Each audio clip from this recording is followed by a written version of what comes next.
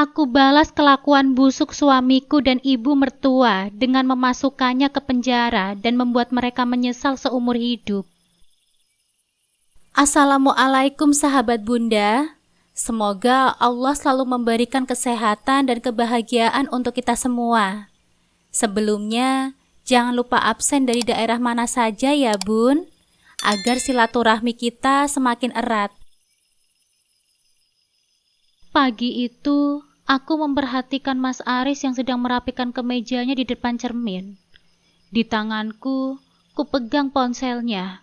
Ada foto bayi laki-laki yang tampan di layar. "Mas, ini foto bayi siapa?" tanyaku. Hatiku sedikit berdebar. Senyum Mas Aris merekah, namun terasa ada yang ganjil. "Oh, itu foto dari internet sayang. Ganteng ya.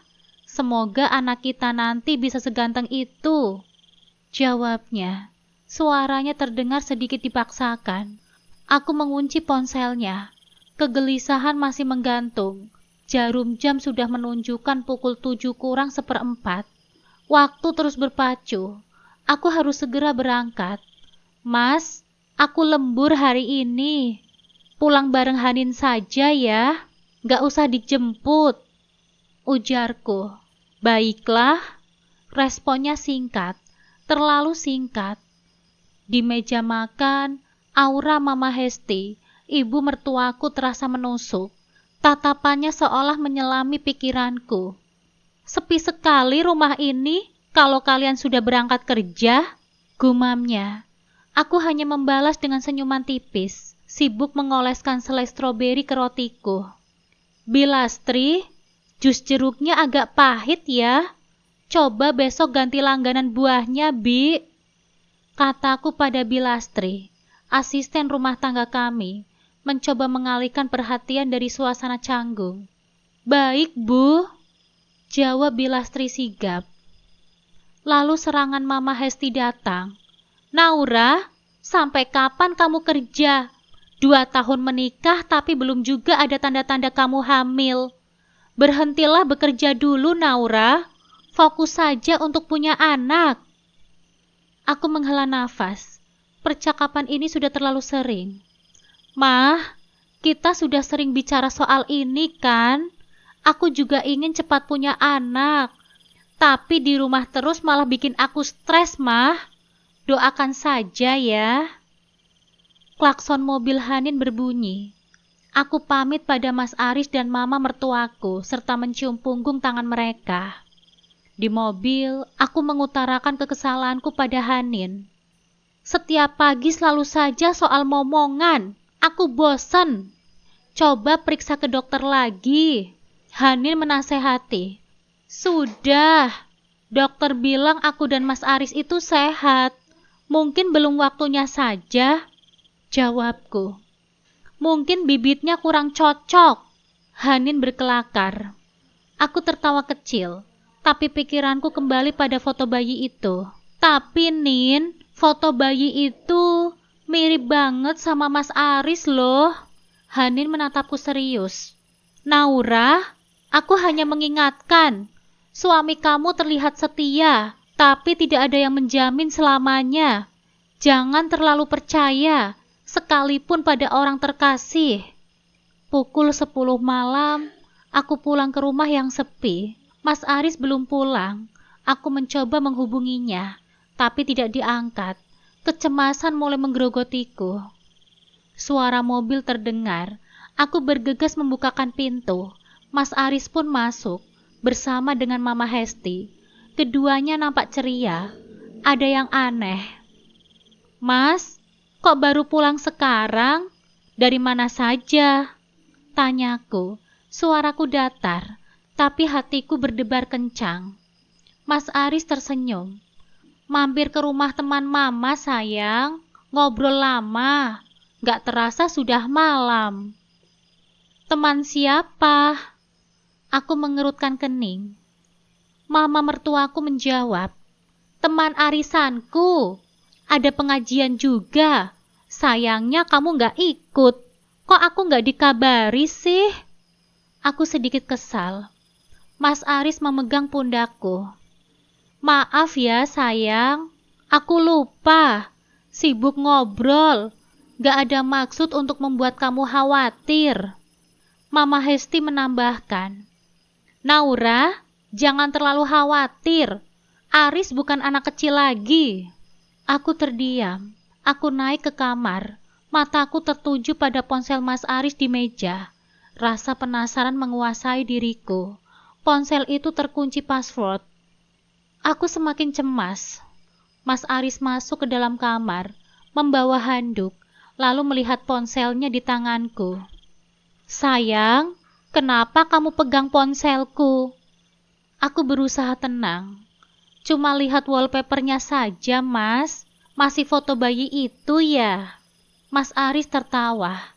Belum ganti. Kamu masih mikirin itu? Tidak, Mas. Hanya penasaran saja. Jawabku, menyerahkan ponselnya, lalu mencium keningku.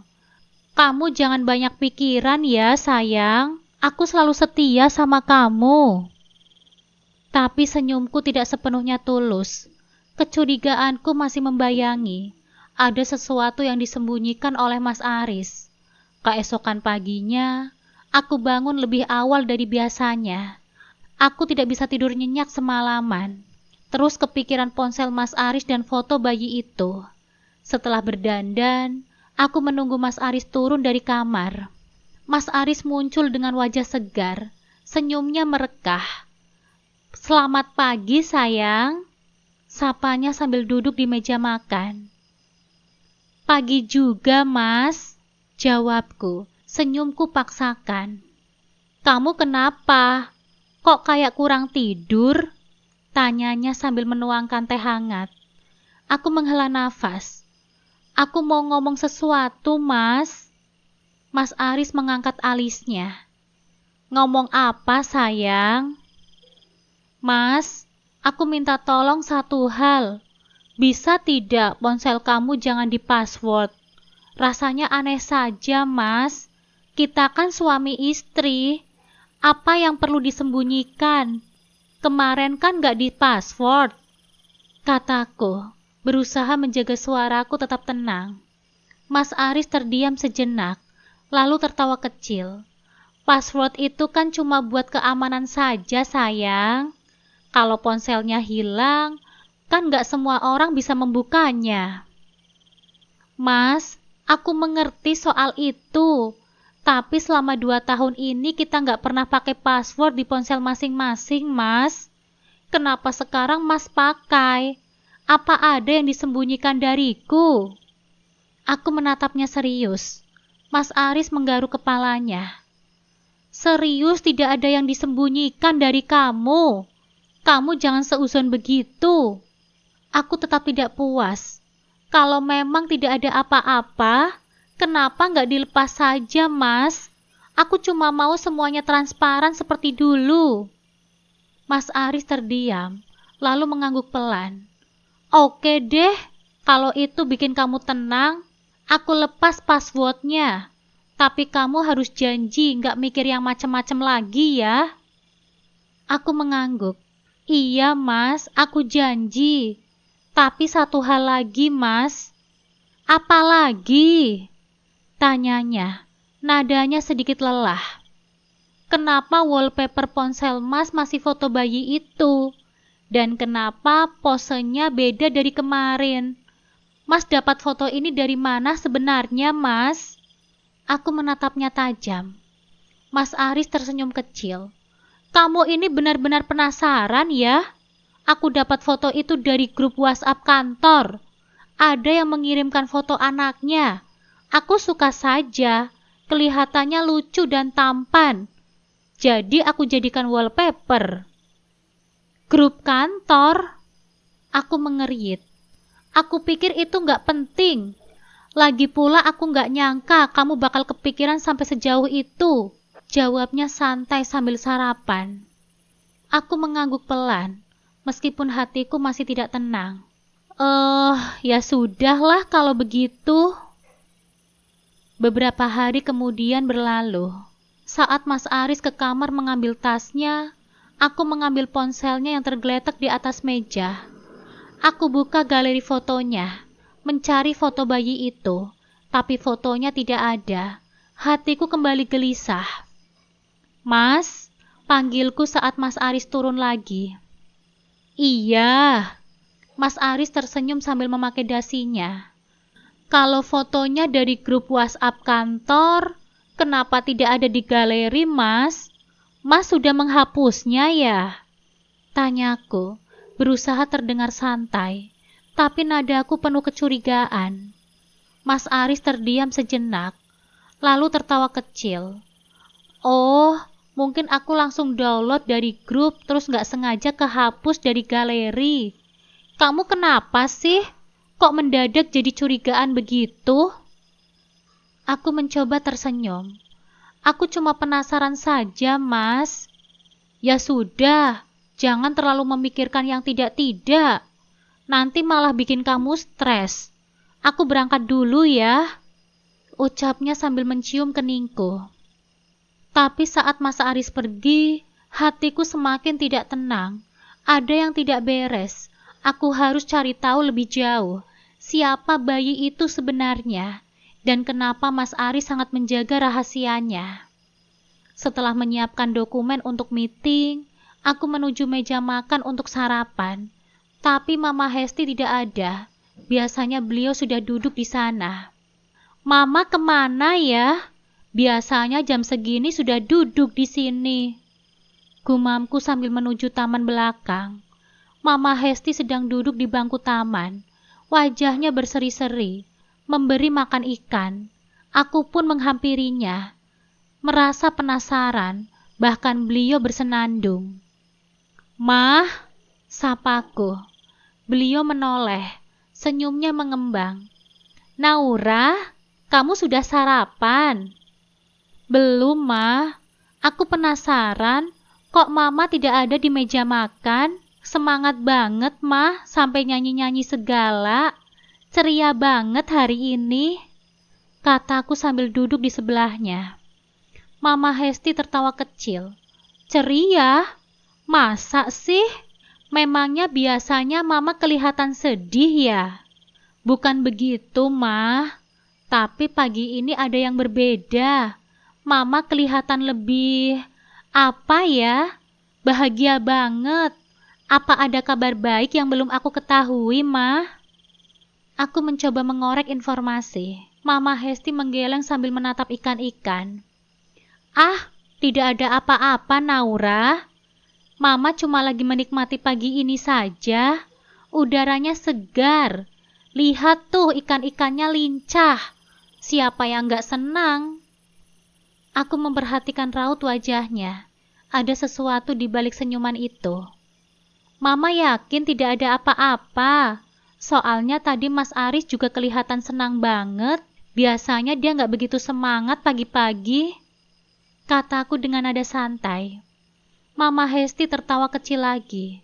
Aris itu mungkin dia sedang senang karena pekerjaannya di kantor lancar.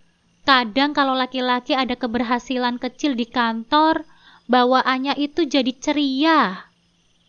Oh, begitu ya, Mah, kataku pelan, meskipun rasa penasaranku semakin memuncah. Kami terdiam sejenak, tapi aku tidak tahan untuk bertanya lebih jauh. Mah, bolehkah aku bertanya sesuatu? Ujarku akhirnya. Mama Hesti menoleh dengan senyuman lembut. Tanya apa, Nak?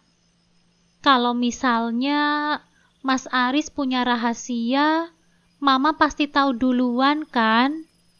Mama Hesti mengeritkan dahinya. Rahasia? Maksud kamu apa? Ya, misalnya sesuatu yang penting, tapi dia belum mau cerita sama aku, Mah. Jelasku hati-hati. Mama Hesti tersenyum tipis. Kalaupun ada, mungkin Aris cuma menunggu waktu yang tepat untuk cerita sama kamu, Naura. Kalian itu kan suami istri, jangan terlalu banyak curiga. Kalau ada yang mengganjal, tanyakan saja langsung sama Aris. Tapi tadi pagi aku sudah bertanya, Mah. Tapi jawabannya... Aku menggantungkan kalimatku, mengingat reaksi Mas Aris yang menghindar. Jawaban Aris kenapa? Mama Hesti menatapku lebih serius.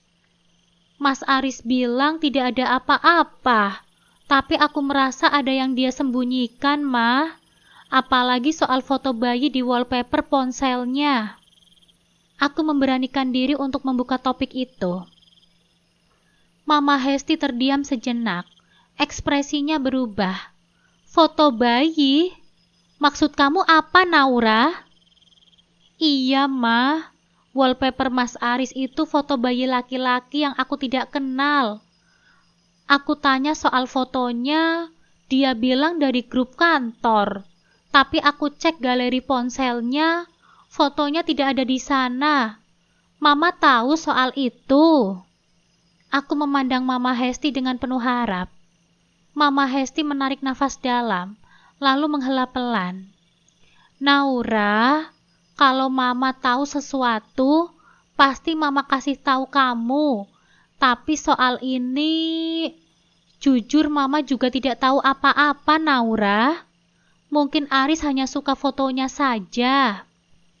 Aku mengangguk perlahan, meski hatiku berkata lain. Ya sudah, Ma. Mungkin aku memang terlalu banyak mikir saja. Tapi aku semakin yakin ada sesuatu yang disembunyikan oleh Mas Aris. Dan mungkin juga Mama Hesti. Tapi apa itu?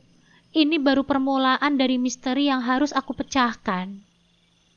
Aku baru saja menerima gaji bulanan. Seperti biasa, aku menyisihkan sebagian untuk Mama Hesti. Aku membawa amplop berisi uang itu dan menuju kamarnya. Tapi sebelum sempat aku mengetuk, aku mendengar suara dari dalam. Ah, cucu nenek ganteng sekali. Lihat tuh, pipinya tembem banget. Nenek kangen deh. Padahal baru kemarin kita ketemu ya. Suara Mama Hesti terdengar jelas, diikuti tawa kecil. Aku langsung berhenti, mataku menyipit curiga. Cucu, pikirku. Perlahan aku mendekatkan telingaku ke pintu, berusaha mendengarkan lebih jelas. Gavin, besok nenek ke sana ya. Nenek kangen sama kamu. Suara Mama Hesti lagi.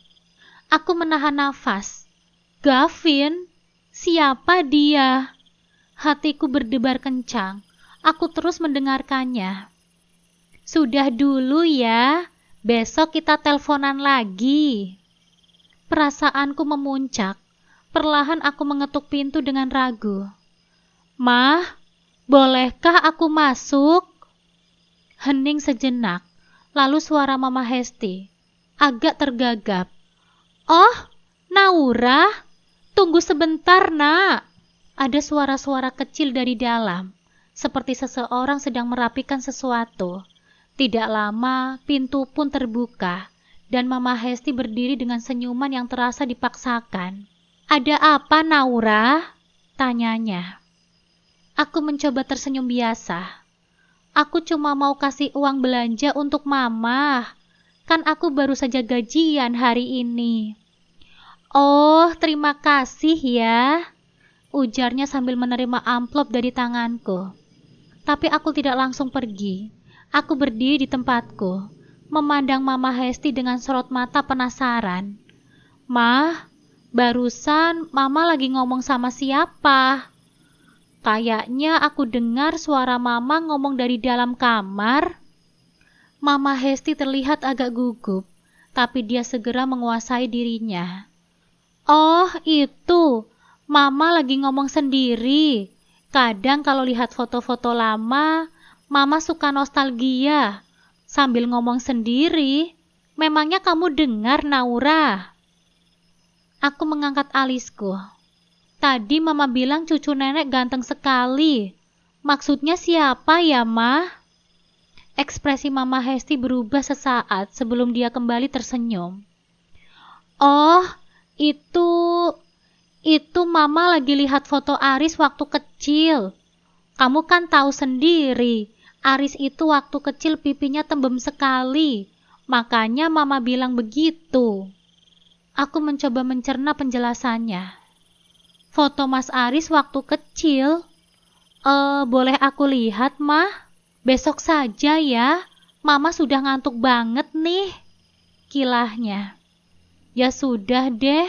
Kalau begitu aku ke kamar dulu ya, Mah. Terima kasih banyak ya, Naura.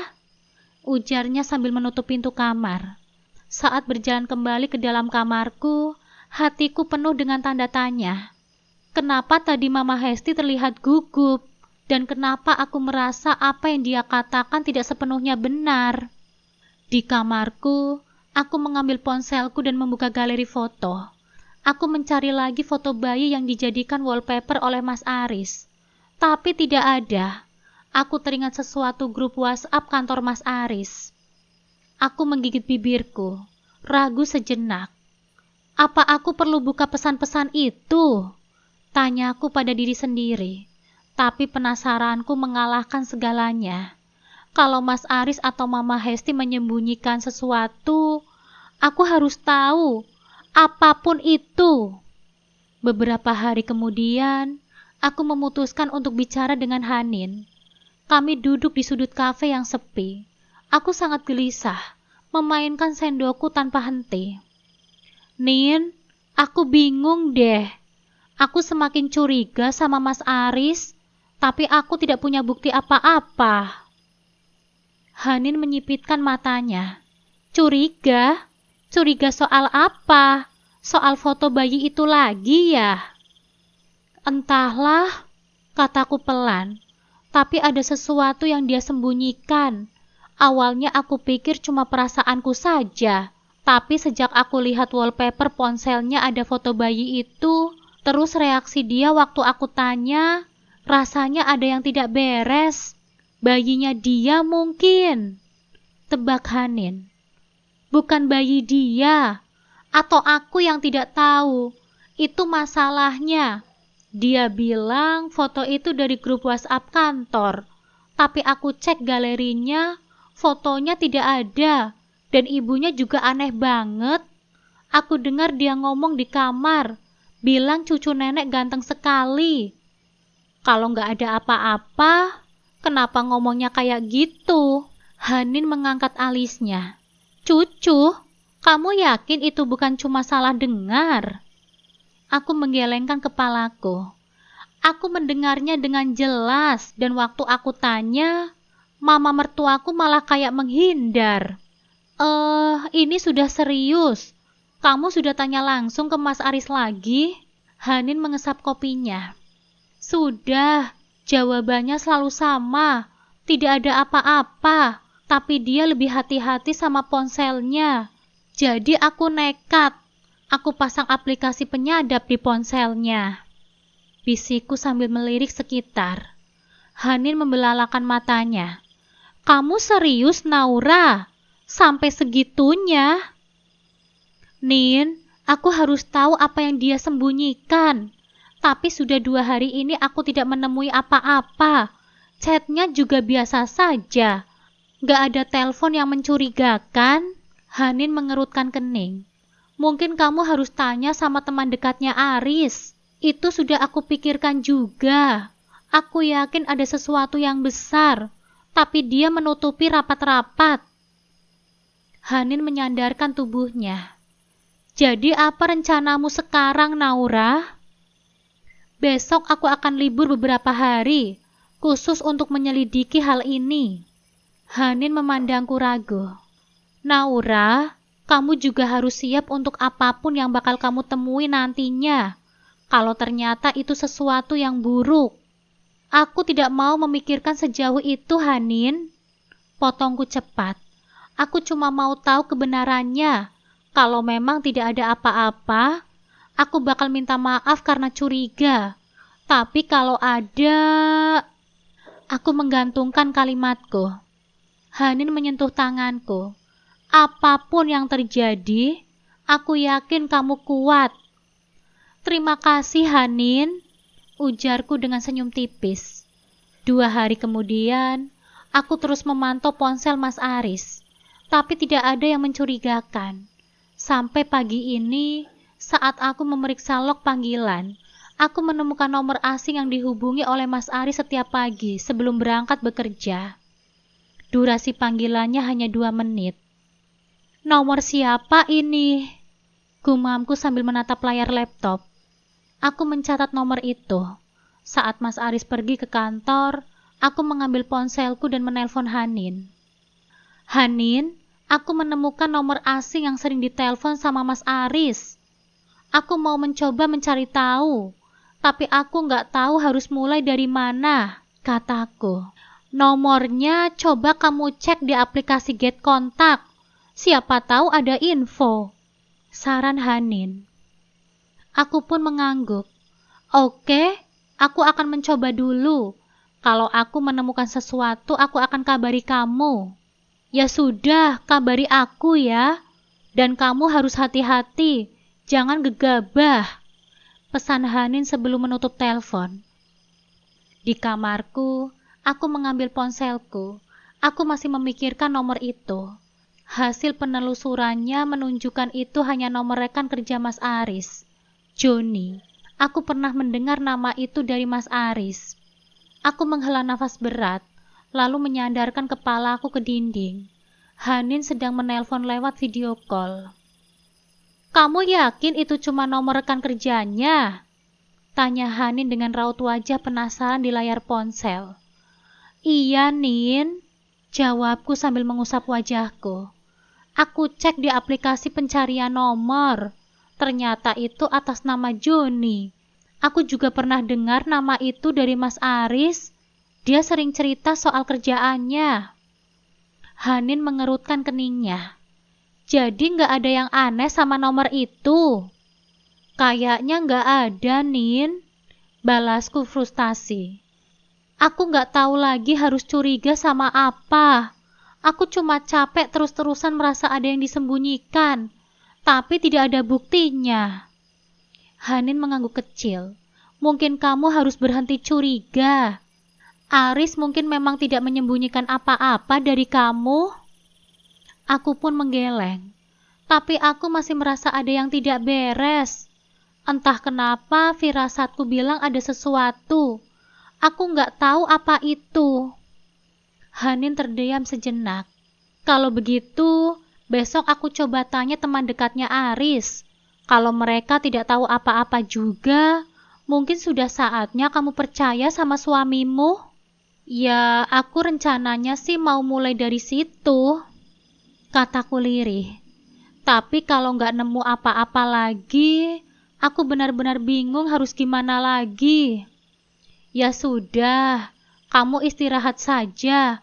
Ini sudah malam, saran Hanin. Kamu kelihatannya capek banget, Naura. Aku memaksakan senyum. Oke deh, makasih ya, Nin. Sudah dengerin aku. Selalu, Naura. Kalau kamu butuh apa-apa, kabari aku aja ya. Setelah mematikan panggilan, aku masuk ke dalam kamarku. Mas Aris sudah terlelap. Aku melirik ke arahnya, merasa bersalah karena telah menyadap ponselnya. Kalau aku salah, aku harus minta maaf, bisikku. Tapi kalau aku benar, aku harus siap menghadapi apapun itu. Keesokan paginya, kami sarapan bersama. Bilastri, kenapa rasa jusnya masih ada rasa pahitnya sedikit? Apa nggak ganti langganan buahnya? Sudah, Bu. Malah beli yang lebih mahal. Jelas Bilastri. Mungkin memang mulutmu saja yang sedikit pahit. Celetuk Mas Aris sambil menyuap roti. Mas, nanti aku anterin kamu ke kantor ya. Soalnya mobilnya mau aku servis. Wajah Mas Aris berubah. Loh, kenapa sayang? Enggak, ya sudah. Pulangnya nggak perlu kamu jemput ya. Biar aku bareng temanku saja, ujarku. Oke. Setelah mengantar Mas Aris ke kantor, aku menuju kafe dekat gedung kantornya. Di sana aku bertemu dengan Fajar, teman dekat Mas Aris. Aku ragu sejenak sebelum berbicara. Jujur saja, aku lagi bingung sama Mas Aris. Aku merasa dia sedang menyembunyikan sesuatu dariku. Fajar mengangkat alisnya. Maksud kamu apa, Naura? Ya, akhir-akhir ini dia sering terlihat aneh. Dan ada beberapa hal kecil yang bikin aku curiga. Tapi aku tidak punya bukti apa-apa. Kamu tahu sesuatu soal dia yang mungkin aku tidak tahu? Fajar tertawa kecil. Setauku sih nggak ada sesuatu yang aneh ya. Dia juga tidak banyak cerita. Bahkan akhir-akhir ini kalau ketemu dia selalu sibuk sama ponselnya. Jadi tidak ada apa-apa yang dia sembunyikan. Misalnya soal anak atau sesuatu gitu? Tanyaku hati-hati. Fajar menatapku bingung. Anak? Tidak ada, Naura. Aris itu cuma sibuk sama kerjaannya di kantor. Aku menghela nafas panjang. Aku cuma pengen tahu yang sebenarnya. Kalau memang tidak ada apa-apa, aku lega, Fajar. Tapi kalau ada, aku harus siap. Fajar tersenyum. Percayalah sama Aris, Naura. Aku yakin dia gak bakal ngelakuin hal yang bisa menyakiti kamu, Naura. Aku pulang dengan hati yang masih berat. Aku merasa semakin bingung dan lelah. Malam harinya, di kamar, aku duduk di tepi ranjang. Kenapa aku gak bisa berhenti curiga?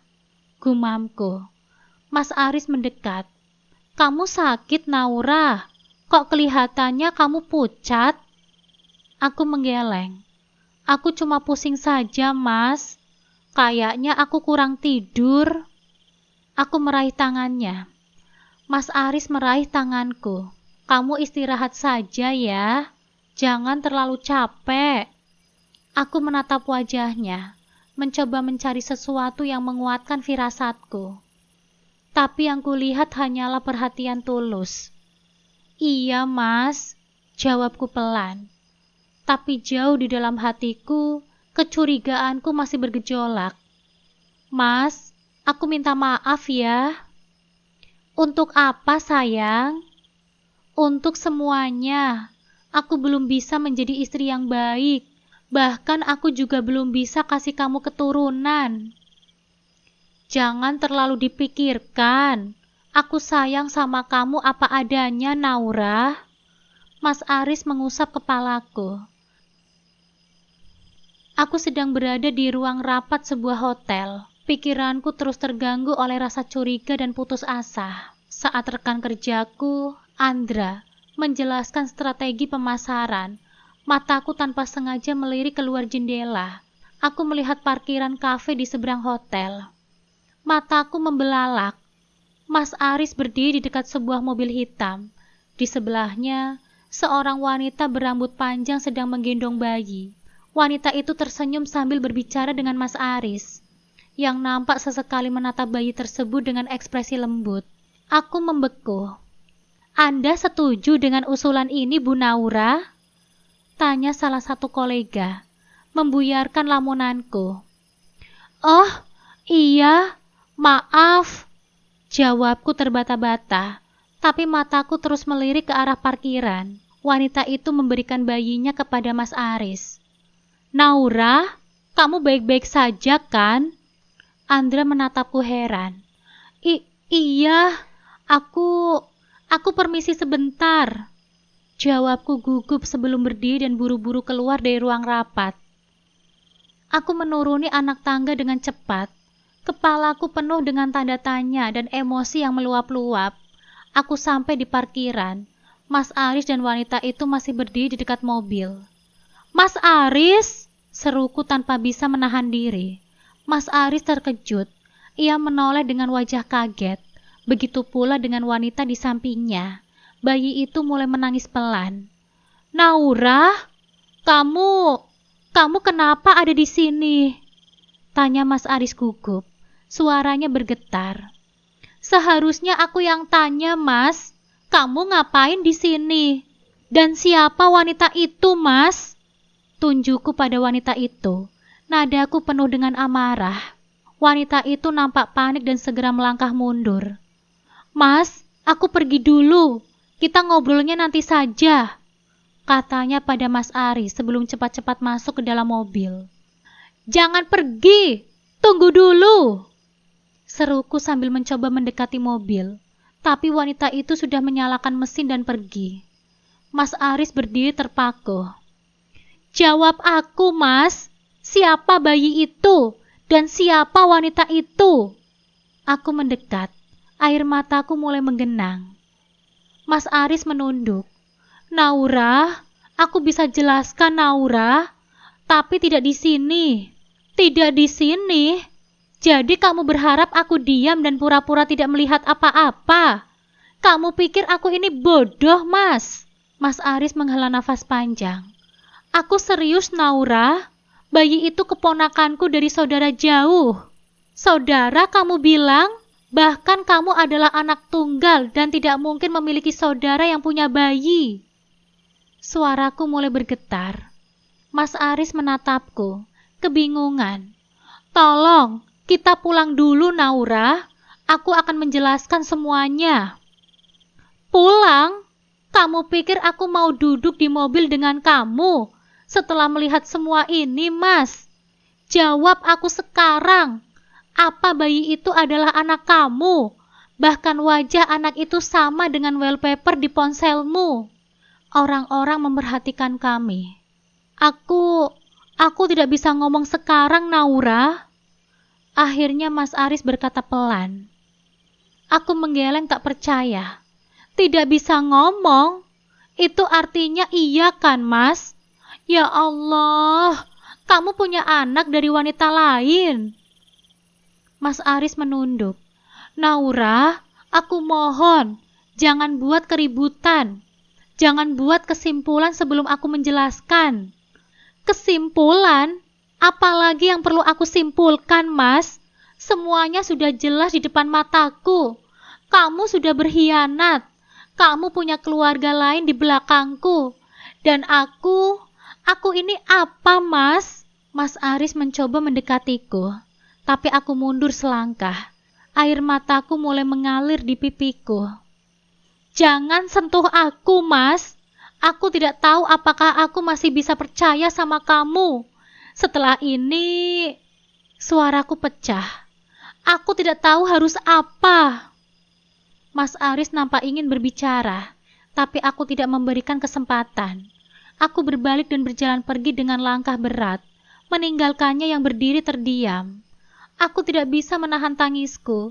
Hatiku hancur berkeping-keping, dan pikiranku penuh dengan pertanyaan yang belum terjawab. Aku membuka pintu rumah dengan wajah pucat dan langkah yang gontai.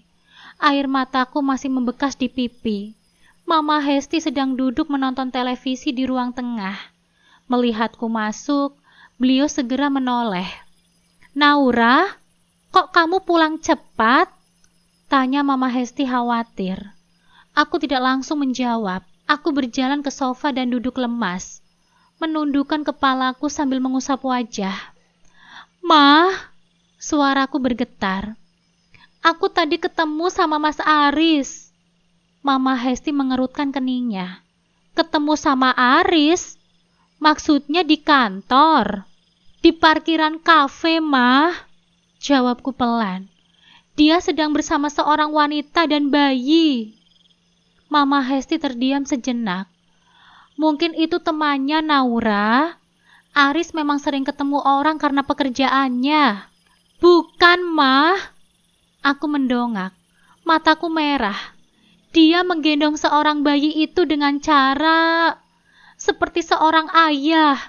Dan aku tidak tahu siapa wanita itu, Ma. Aku tanya dia. Dia malah bilang nanti dijelaskan di rumah. Mama Hesti menghela nafas panjang. Naura, kamu tidak bisa langsung berpikiran buruk. Aris itu kan suami yang baik. Mungkin ada alasan yang belum dia sempat jelaskan sama kamu. Apa, Ma? Apa alasannya membawa wanita lain dan bayi ke kafe? Bahkan aku tidak tahu dia punya hubungan dengan siapapun selain aku, Ma. Kataku hampir menangis. Mama Hesti menatapku tenang. Naura, Kamu tahu kan Aris itu kerja keras meskipun gajinya nggak sebesar kamu.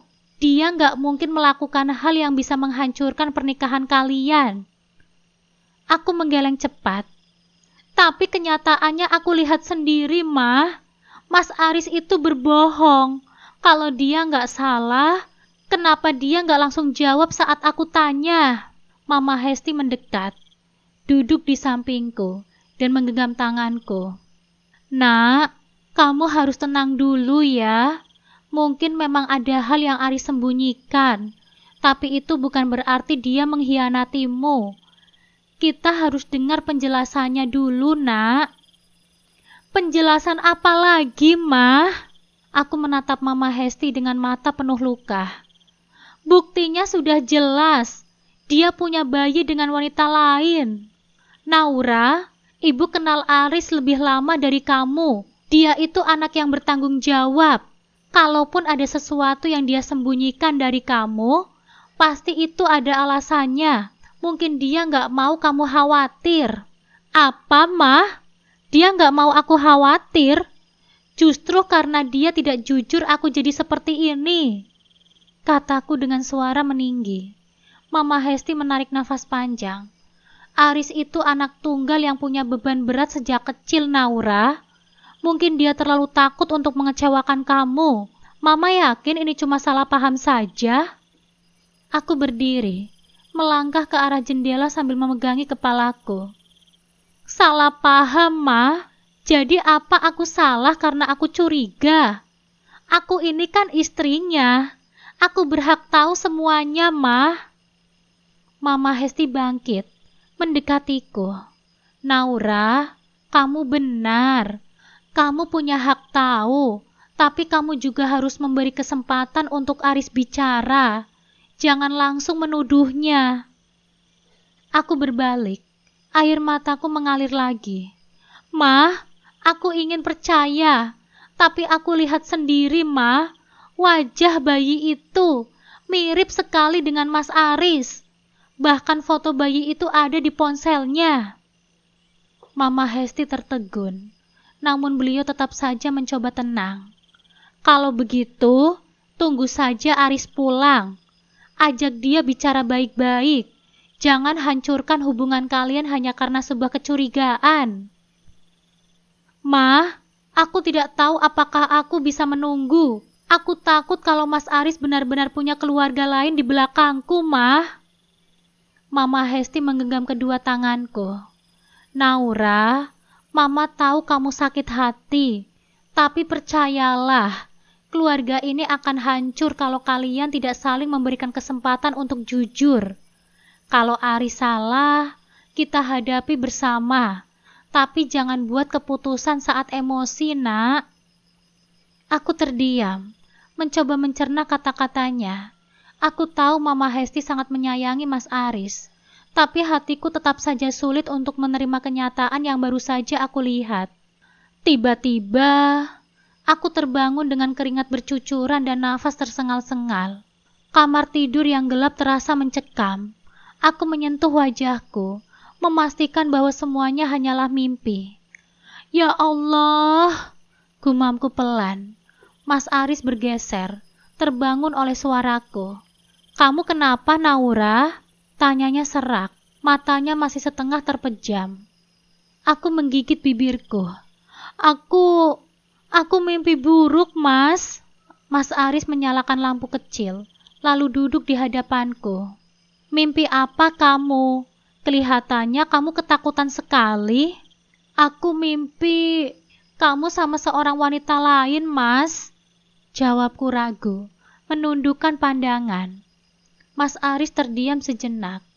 Naura, itu kan cuma mimpi, hanya bunga tidur. Tapi rasanya nyata sekali, Mas. Lanjutku. Aku lihat kamu sama bayi dan wanita itu.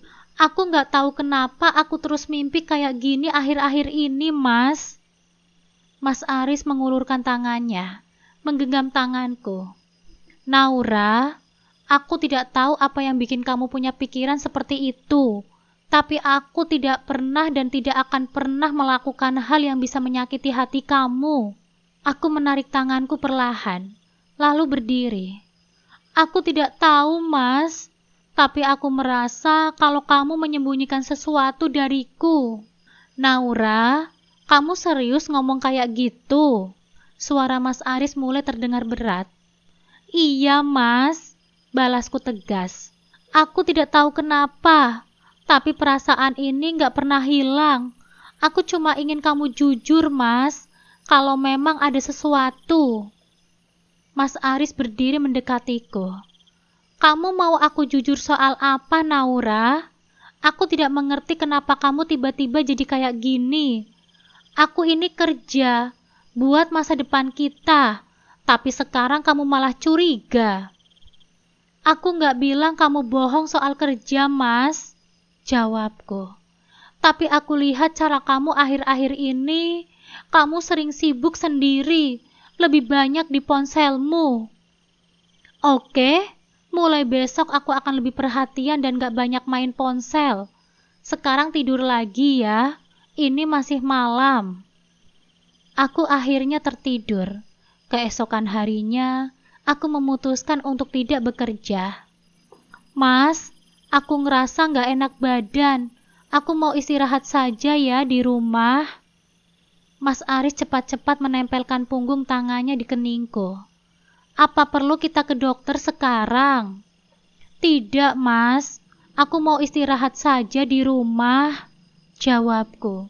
Ya sudah kalau begitu. Aku siap-siap berangkat kerja ya. Mas Aris bekerja di perusahaan ekspor-impor sebagai staf administrasi. Gajinya tidak sebanding dengan pengeluaran di perumahan elit yang kami tinggali. Aku seorang manajer pemasaran. Gajiku jauh lebih besar darinya. Bahkan mobil dan rumah ini milikku. Kamu yakin mau menikah sama aku? Tanya Mas Aris dulu. Kami bertemu di jalan. Saat itu dia membantu mobilku yang mogok. Insya Allah aku yakin, Mas. Yang penting kamu sayang dan menerima aku apa adanya. Jawabku menatapnya. Hari ini aku berangkat siang karena ada meeting di luar kota. Saat Mas Aris sudah berangkat, aku memunguti pakaiannya untuk dibawa ke laundry. Aku mengendus aromanya, seperti aroma minyak telon bayi. Meskipun aku belum punya anak, aku tahu aroma ini. Beberapa temanku yang melahirkan aromanya pun sama. Kok aroma minyak telon sih? Pikirku, kecurigaanku semakin membuncah. Aku keluar dari kamar, membawa pakaian Mas Aris untuk dicuci. Tapi saat sampai di ruang tengah, aku menyadari sesuatu. Rumah terasa sepi, tidak ada suara televisi atau langkah Mama Hesti, yang biasanya selalu ada di rumah ini. Mah, panggilku sambil berjalan ke dapur, tempat Bilastri biasanya berada. Iya Bu Naura, sahut Bilastri dari balik meja dapur, menghentikan aktivitasnya yang sedang mencuci piring. Mama Hesti nggak ada ya? Tanyaku sambil meletakkan keranjang cucian. Oh, Mama Hesti tadi pergi Bu, jawab Bilastri santai. Pergi kemana ya Bi? Tanyaku mengerutkan keningku. Maaf Bu, saya juga tidak tahu persis. Tapi biasanya kalau semua orang sudah berangkat kerja, Mama Hesti memang sering pergi keluar juga. Biasanya pulang siang, sekitar waktu zuhur. Jelas Bilastri sambil melanjutkan pekerjaannya. Beliau nggak bilang kalau mau pergi kemana, desaku. Penasaranku semakin besar. Tidak Bu, cuma tadi Mama Hesti bilang mau keluar sebentar. Katanya ada urusan, jawab Bilastri. Aku terdiam, memutar otak. Apa mungkin Mama Hesti tahu sesuatu yang aku tidak tahu? Bilastri, aku mencoba bertanya lebih lanjut. Mama Hesti sering pergi keluar pagi-pagi begini ya? Biasanya pergi kemana? Setahu saya nggak terlalu sering, Bu, jawab Bilastri jujur. Kadang beliau bilang mau ke rumah teman atau saudaranya. Tapi ya saya nggak pernah tanya lebih banyak, Bu. Aku mengangguk pelan. Oke, terima kasih ya Bilastri. Setelah memastikan pakaian Mas Aris sudah masuk ke dalam mesin cuci, aku kembali ke kamar. Tapi pikiranku tidak tenang. Aroma minyak telon bayi yang menempel di baju Mas Aris tadi terus membayang-bayangiku. Aku membuka laci di meja samping tempat tidur, mengambil ponselku, dan mencari kontak Mas Aris. Aku ingin menelponnya, tapi aku ragu. Apa mungkin aku terlalu berlebihan? Tapi bagaimana jika memang ada sesuatu yang disembunyikan oleh Mas Aris? Aku memutuskan untuk mengirim pesan. Mas, kamu sudah sampai kantor. Tidak butuh waktu lama. Balasan dari Mas Aris masuk. Iya sayang, sudah. Kamu gimana? Badanmu sudah mendingan kan? Sudah mas, cuma sedikit lemas saja. Tapi tadi aku cium aroma minyak telon di baju kerja kamu yang kemarin. Kamu sempat ketemu bayi ya? Balasan Mas Aris baru masuk beberapa menit kemudian. Oh, mungkin kena waktu aku menemani mama ke rumah temannya kemarin. Mamanya itu kan punya teman yang anaknya baru saja melahirkan. Memangnya ada apa sayang? Tidak ada apa-apa kok mas. Aku cuma penasaran saja. Setelah membaca balasan itu, aku menghela nafas panjang. Apa benar hanya karena menemani mamanya? Tapi kenapa mama juga sering pergi tanpa memberitahu dengan detail? Semua ini terasa janggal. Apa aku cari tahu ke kamar mama saja ya? Mumpung mama nggak ada di rumah. Pikirku. Aku memperhatikan Bilastri yang sedang mencuci pakaian di belakang. Aku berjalan menuju pintu kamar Mama Hesti. Jantungku berdegup kencang. Aku ragu-ragu sebelum akhirnya memutar gagang pintu dan masuk. Kamarnya rapi seperti biasa, tapi ada yang aneh yang membuatku semakin yakin harus mencari tahu. Dengan hati-hati, aku membuka laci meja kecil di samping tempat tidur. Di dalamnya, aku menemukan beberapa barang, termasuk sebuah topi bayi berwarna biru muda dengan bordir nama Gavin. Gavin? Bisikku, alisku mengkerut. Siapa ini? Aku memegangi topi itu. Aroma khas bayi yang sama seperti minyak telon di pakaian Mas Aris tercium samar-samar. Aku semakin bingung dan cemas. Tidak lama kemudian, suara pintu depan terdengar. Aku buru-buru menyimpan kembali topi itu dan menutup lacinya. Lalu aku keluar dari kamar Mama Hesti dengan hati-hati. Aku melihat Mama Hesti masuk dengan membawa tas belanjaan. Mama Hesti melihatku sedikit terkejut. Loh, kamu nggak berangkat kerja? Tidak, Ma. Lagi nggak enak badan. Mama dari mana? Tanyaku, mencoba menyembunyikan kegelisahanku. Oh, tadi Mama ke rumah teman Mama sebentar, bantu-bantu acara pengajian. Jawab Mama Hesti sambil tersenyum. Aku menatap tas belanjaan di tangannya. Itu belanjaan buat apa, Ma? Kok banyak banget? Mama Hesti tertawa kecil. Ini titipan teman-teman Mama. Mereka meminta Mama untuk belikan beberapa barang di toko bayi. Sekarang banyak teman Mama yang sudah punya cucu. Jadi sering beli-beli hadiah. Kata toko bayi langsung membuat kepalaku berputar. Aku mencoba tetap tenang, tapi pertanyaan tentang topi bayi itu terus menggangguku. Ma, apa di rumah ini ada cucu temannya Mama suka main ke sini? Nggak ada. Mama aja yang sering keluar. Memangnya kenapa? Enggak, Ma. Aku ke kamar dulu ya. Mau istirahat. Iya. Siang harinya aku dilanda kegelisahan dan kesepian. Aku memutuskan untuk membereskan pakaian di lemari. Memisahkan pakaian yang sudah tidak terpakai. Aku mulai merapikan lemari dengan hati yang masih diliputi kegelisahan. Di sudut salah satu rak, aku menemukan kertas yang terselip di antara pakaian Mas Aris. Aku menariknya keluar dan beberapa struk belanjaan. Aku memeriksa struk-struk itu. Salah satu struk menarik perhatianku. Struk belanjaan perlengkapan bayi. ada daftar barang seperti popok, susu formula, botol bayi, dan pakaian bayi kecil. Yang membuatku semakin terkejut adalah jumlah nominalnya, lebih besar dari gaji Mas Aris. Apa-apaan ini? Bisikku dengan tangan gemetar. Aku melihat nama toko di struk itu. Toko bayi itu milik Clara, temanku. Aku tidak mau tanya langsung ke Mas Aris. Dia pasti akan mengelak. Hari itu juga, aku langsung pergi ke toko Clara. Singkat cerita, setelah sampai di sana, aku bertemu dengan Clara. Hai Naura, ada apa? Sorry ya, aku ganggu waktu kamu. Jadi aku menemukan struk belanjaan ini di lemariku, dan aku pengen tahu siapa yang belanja di toko ini sekitar 2 bulan yang lalu. Aku menunjukkan struk belanjaan itu. Clara melihat CCTV. Di layar itu terpampang jelas Mas Aris bersama dengan seorang wanita. Mas Aris? Sama siapa dia? Aku terkejut bukan main. Serius, aku benar-benar nggak tahu.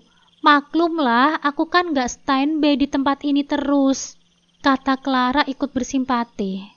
Tidak apa-apa, Clara. Kamu jadi tahu masalahku sekarang. Aku mau selidiki ini lebih lanjut, kataku dengan perasaan campur aduk. Setelah mendapatkan foto wanita itu, aku mencari informasi tentang wanita berambut panjang yang bersama dengan Mas Aris 2 bulan yang lalu. Aku memutuskan untuk lebih berhati-hati dan tidak mau berterus terang ke Mas Aris soal ketemu dengan Clara. Malam itu, aku memegangi ponselku dengan erat. Setelah mendapatkan informasi dari media sosial, aku berhasil menemukan akun wanita itu, Putri Nursetia. Foto profilnya menampilkan wajah ceria dengan rambut panjang tergerai, persis seperti wanita di CCTV. Hatiku mencelos saat melihat bahwa Putri tinggal di perumahan tipe 36, tidak jauh dari rumahku. Ini tidak mungkin kebetulan, gumamku pelan, tapi rasa marah dan penasaran terus menghantui pikiranku. Aku menatap layar ponselku, ragu-ragu sebelum akhirnya aku mengetik pesan ke Clara. Clara, aku butuh bantuan kamu lagi. Kamu bisa kan temani aku ke alamat ini besok? Aku tidak mau sendirian. Boleh, Naura. Besok pagi ya. Aku jemput kamu jam 9. Terima kasih banget ya, Clara. Pagi harinya, tepat pukul 9, Clara tiba di depan rumahku. Aku memutuskan untuk tidak bekerja hari ini. Alasannya sakit. Kamu yakin mau ke sana?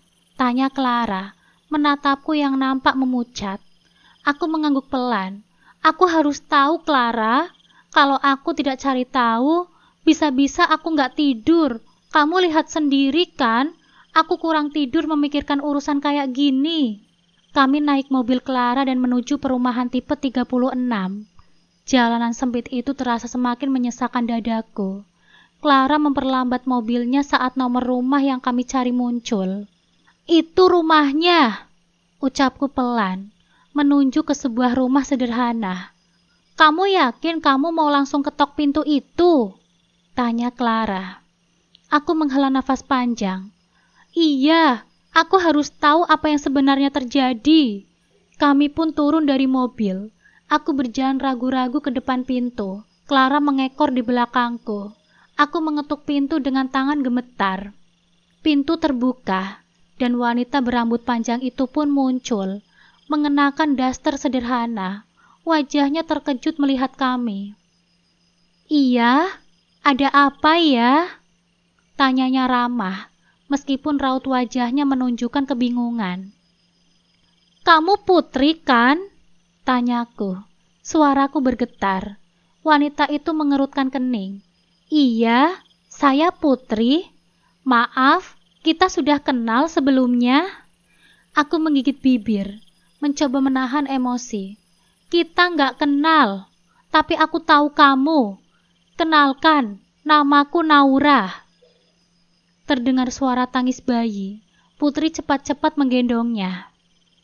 Bayi ini, dia yang ada di wallpaper suamiku, batinku. Hatiku cenat-cenut. Kami dipersilahkan untuk masuk dan duduk di atas tikar. Sebentar ya, saya buatkan minuman dulu, kata Putri. Aku berusaha tenang. Mataku tertumbuk pada sepatu di sudut rumah. Sepatu itu sepatunya Mas Aris. Hatiku bergemuruh.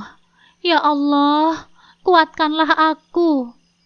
Jadi apa yang bisa saya bantu, Mbak? Kamu kenal sama Mas Aris? Oh, Mas Aris. Iya, Mbak. Dia suami saya. Dek, rasanya aku disambar petir. Maaf, Mbak ini siapanya Mas Aris ya? Oh, ini saudara jauhnya Mas Aris. Clara menyela. Aku menahan nafas, berusaha meredam emosiku. Aku memaksakan senyuman dan melirik ke arah Clara. Clara yang tanggap segera mengambil alih situasi. Iya, Mbak Putri, kata Clara tenang. Kami ini saudara jauh dari pihak keluarganya Mas Aris. Sebetulnya, saya lagi bareng sama Mbak Naura. Jadi sekalian deh kita mampir. Sudah lama gak dengar kabarnya Mas Aris? Oh, begitu ya, jawab Putri sambil tersenyum kecil. Nampak lega. Mas Aris gak pernah cerita soal saudaranya dari pihak jauh. Tapi ya mungkin saya yang lupa. Aku menunduk, menggigit bibir untuk menahan tangis. Mataku gak lepas dari bayi yang digendong oleh Putri.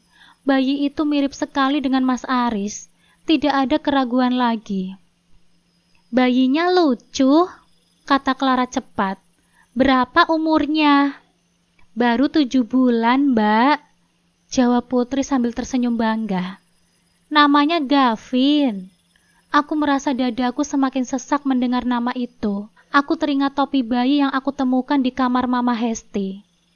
Jadi, ini anaknya Mas Aris, batinku. Putri melanjutkan dengan nada ceria. Mas Aris sering main ke sini kalau ada waktu luang.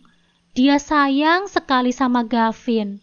Kalau bukan karena dia, aku masih tinggal di kampung.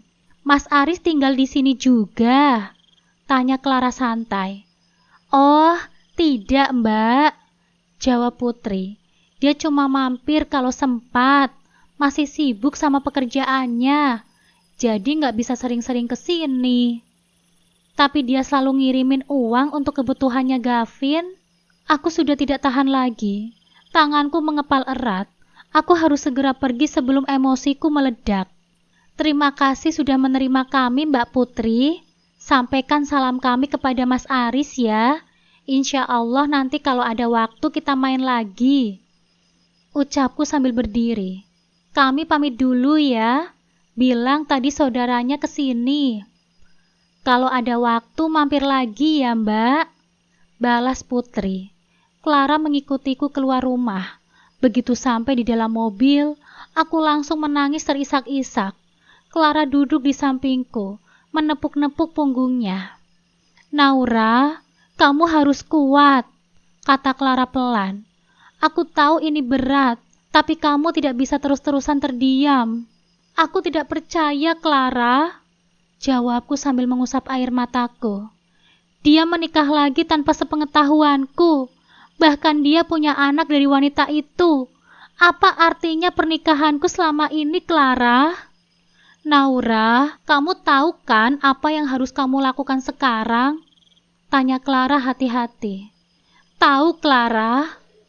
Malam harinya, aku menunggu Mas Aris pulang dengan hati membara. Begitu Mas Aris masuk, aku langsung berdiri di ruang tamu.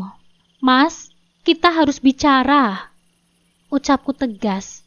Bicara soal apa, sayang? Tanya Mas Aris bingung. Soal istri kamu yang satu lagi dan anak kamu yang bernama Gavin. Jawabku tanpa basa-basi. Wajah Mas Aris memucat seketika. Naura, aku bisa menjelaskan. Jelaskan apa lagi, Mas? Potongku tajam. Jelaskan kenapa kamu menikah lagi tanpa bilang-bilang sama aku. Jelaskan kenapa kamu punya anak dengan wanita lain. Sementara aku di sini percaya banget sama kamu, Mas. Naura, dengar dulu penjelasanku, pinta Mas Aris. Aku tidak pernah berniat untuk menyakitimu. Ini semua karena... Cukup, Mas, teriakku. Air mataku mengalir di wajahku. Aku sudah tidak peduli lagi apa alasanmu. Kamu sudah menghancurkan kepercayaanku. Aku mau kita cerai. Mama Hesti mendengar pertengkaran kami. Duh, kok bisa ketahuan sih? Habislah kalau begini. Gumamnya ketakutan dari kamar. Mas Aris menyusulku ke kamar. Sayang, aku bisa menjelaskan.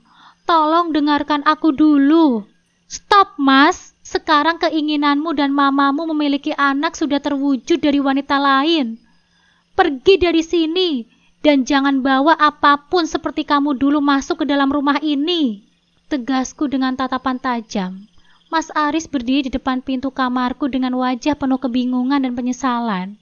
Aku menatapnya tajam, memeluk diriku sendiri seolah mencari perlindungan dari kenyataan yang begitu menyakitkan. Sayang, tolong kasih aku kesempatan untuk menjelaskan semuanya. Pinta Mas Aris pelan, hampir memohon. Kesempatan? Mas, kamu pikir aku ini apa? Aku ini istrimu loh, Mas. Tapi kenyataannya aku cuma menjadi korban kebohonganmu. Balasku dengan nada penuh kemarahan. Mas Aris menghela nafas panjang.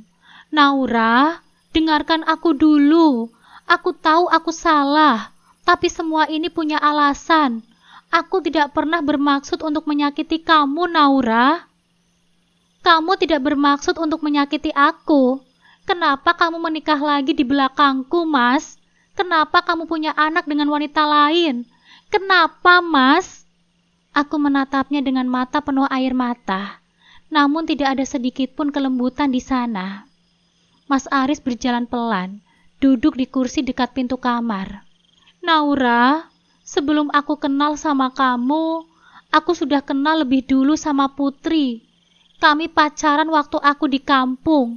Aku mencintainya, dan aku juga mencintai kamu, Naura. Aku tertawa mengejek. Cinta?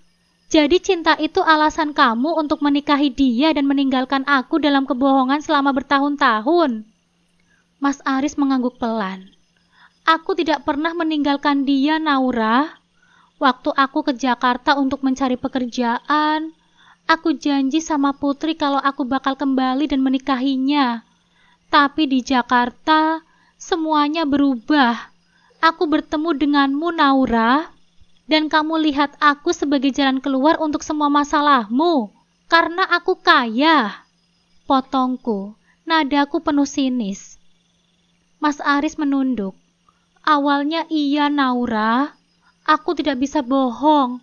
Waktu aku kenal sama kamu, aku tahu kamu punya segalanya.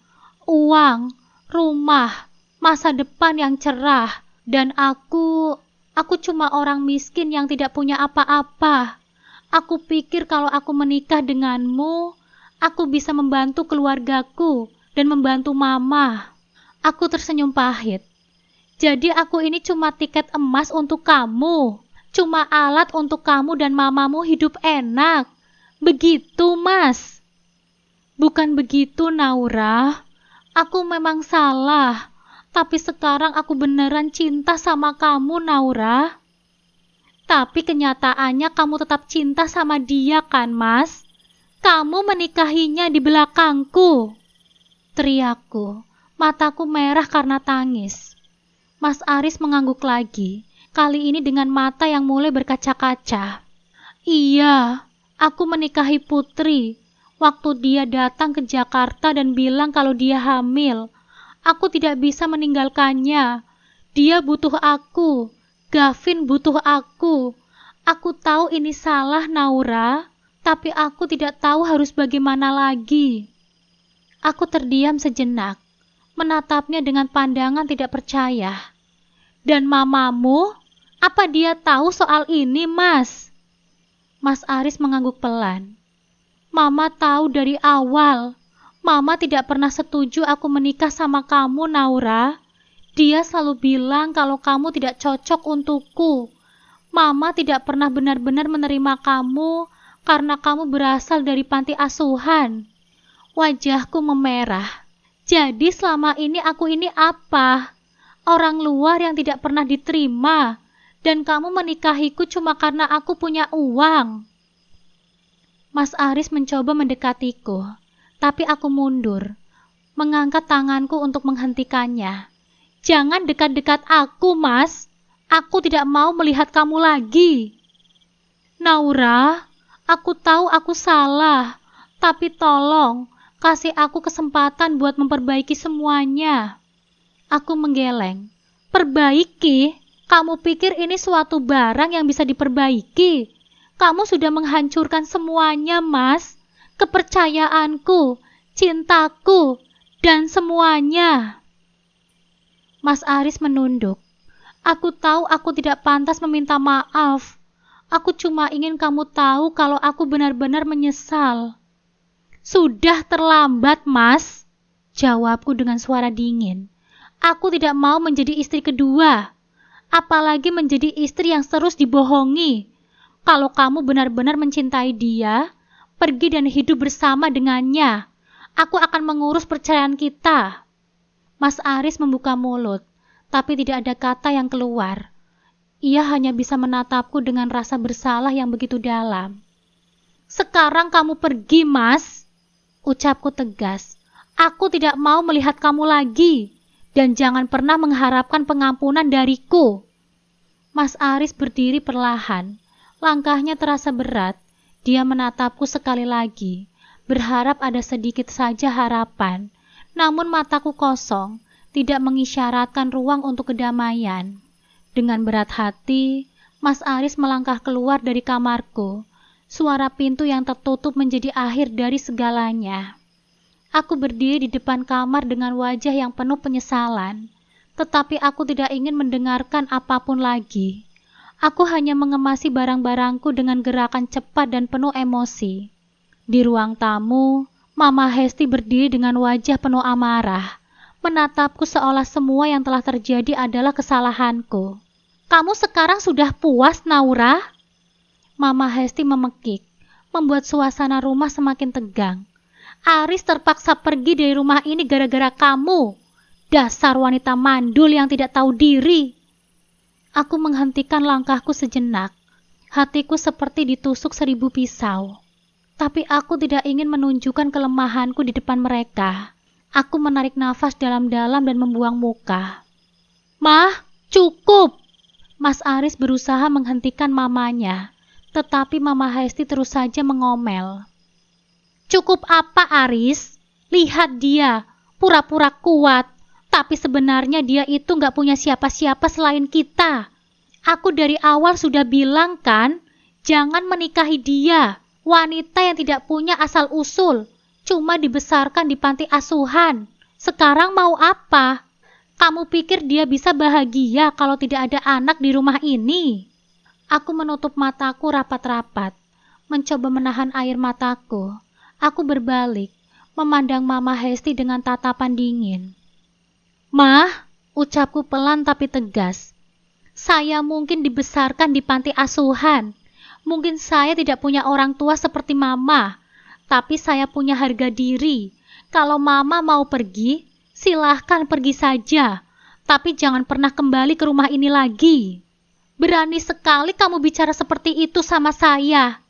Mama Hesti melangkah maju, tetapi Mas Aris menahan lengannya. Mah, kita pergi saja sekarang, kata Mas Aris lelah. Ini sudah cukup, Ma. Jangan menambah kerumitan.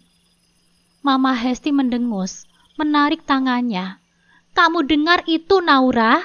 Jangan menyesal kalau kamu nantinya sendirian selamanya, karena tidak ada yang mau sama wanita seperti kamu.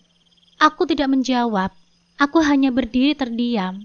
Mas Aris mengambil koper kecil yang sudah disiapkannya dan menatapku sekali lagi. Naura, ucap Mas Aris pelan. Aku tahu aku salah, tapi aku tidak pernah berniat untuk menyakitimu. Aku hanya berharap kamu bisa mengerti. Pergi kamu, Mas. Potongku tegas. Jangan pernah kembali lagi. Dan jangan pernah mengharapkan pengampunan dariku. Mas Aris menunduk, menarik nafas panjang sebelum melangkah keluar rumah. Mama Hesti mengikutinya sambil terus bergumam, tetapi aku tidak peduli lagi. Begitu pintu tertutup, aku jatuh terduduk di lantai. Air mata yang sejak tadi aku tahan akhirnya mengalir dengan deras. Semua rasa sakit yang selama ini aku pendam pecah begitu saja. Clara datang. "Naura, kamu harus kuat," ucap Clara sambil menepuk-nepuk punggungku. "Aku tidak percaya mereka bilang kalau aku mandul, Clara," isaku. "Aku tidak pernah merasa sehancur ini. Mereka pergi setelah menorehkan luka yang begitu dalam." "Naura, mereka tidak pantas buat kamu," kata Clara dengan tegas. "Kamu harus bangkit. Kamu harus membuktikan kalau kamu bisa bahagia tanpa mereka." Setelah air mataku mengering dan hati mulai menata diri dari keterkejutan pahit, aku dan Clara memusatkan seluruh energi pada satu tujuan, mencari bukti dan informasi tambahan untuk proses perceraianku. Aku ingin memastikan tidak ada satupun hartaku yang jatuh ke tangan mereka. Karena bagaimanapun juga, Mas Aris dan ibunya tidak memiliki apa-apa sebelum menikah denganku. Mereka datang tanpa bekal dan akan kembali tanpa apa-apa. Clara dengan kepekaan nalurinya sigap membantuku. Saat dia memeriksa kamar Mama Hesti, tiba-tiba sebuah pekikan tajam memecahkan kesunyian. "Naura, kamu harus lihat ini." Suara Clara bergetar, dipenuhi keterkejutan yang begitu kentara. Aku bergegas menghampirinya. Nafasku tertahan di dada. Di tangannya, Clara memegang sebuah botol kecil bertuliskan Pastinor. Sebuah nama yang tidak asing bagiku. Darahku seolah membeku, mengalir lambat dalam pembuluh nadi. Ini adalah salah satu obat keras yang tujuannya untuk mencegah kehamilan. Sebuah tamparan keras menghantamku. Rasa sakit yang luar biasa menjalar hingga ke ulu hatiku. Ini kan obat pencegah kehamilan, Naura," ucap Clara. Matanya membelalak, dipenuhi dengan amarah yang membara. Seketika kenangan-kenangan pahit itu menyeruak. Bagi film lama yang diputar ulang dengan paksa. Aku teringat setiap kali Bilastri menyajikan jus. Selalu ada rasa pahit yang aneh, yang selalu aku coba abaikan. Ya Allah, jadi selama ini Mama Hesti melakukan ini kepadaku. Suaraku tercekat, tidak mampu mengeluarkan lebih dari itu. Pantas saja jusnya selalu terasa pahit. Dia pasti mencampurkan obat ini ke dalam jusku. Kemarahan yang selama ini tertahan, kini menggelegak dalam diriku, meluap bagaikan lahar panas. Mama mertuaku, yang selama ini berlagak begitu baik, polos, tidak tahu apa-apa, ternyata adalah dalang utama dari semua penderitaanku. Dia dengan licik menanamkan benih kecurigaan dan rasa tidak aman dalam diriku. Dia pula yang dengan kejamnya menghalangi satu-satunya harapanku untuk memiliki anak. Betapa busuknya, betapa tajamnya, dan betapa liciknya dia. Clara segera menyadarkanku dari pusaran emosi yang melanda. "Naura, kita harus bertindak cepat. Kamu harus segera menghubungi Pak Hendrawan. Dia seorang pengacara ternama. Dia pasti bisa mengurus semua ini, Naura." Suara Clara menenangkan, namun tegas, membimbingku kembali pada tujuan. Beberapa minggu yang terasa seperti berabad-abad, akhirnya berlalu dalam penantian yang mendebarkan. Proses administrasi sidang perceraian akhirnya selesai. Dan hari ini, hari yang ditunggu-tunggu itu pun tiba. Aku melangkah ke ruang sidang. Kepalaku terangkat tinggi. Mataku tajam menusuk. Di sana, kulihat Mas Aris, Mama Hesti, dan bahkan Putri duduk dengan wajah pongah. Senyum sinis tersungging di bibir mereka. seolah kemenangan sudah mutlak di tangan mereka. Mereka nampak begitu percaya diri, tanpa sedikit pun tahu kejutan besar yang telah kusiapkan. Sebuah kejutan yang akan mengubah segalanya. Aku telah memasukkan laporan resmi tentang penyalahgunaan obat keras yang dilakukan oleh Mama Hesti kepadaku. Bukti kuat dari Clara, kesaksian Bilastri yang samar, dan riwayat kesehatan yang mendukung. Semuanya telah kuserahkan. Setelah keputusan sidang dibacakan, suasana hening sesaat. Lalu Mas Aris terlihat kaget bukan main. Wajahnya memucat, matanya membelalak tak percaya. Ia tidak menyangka bahwa dia tidak memperoleh sepeser pun harta dari perceraian ini.